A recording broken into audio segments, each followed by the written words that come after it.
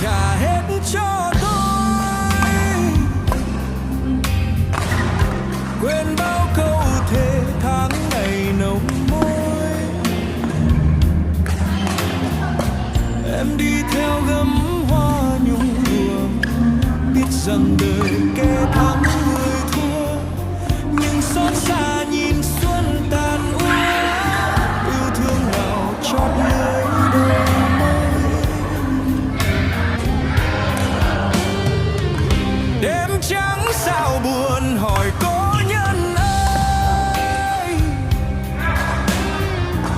mưa rơi răng mơ khiến lòng ta tối. Tôi trao em đắm say xuân người, đã một thời hạnh phúc bình yên, nay dấu yêu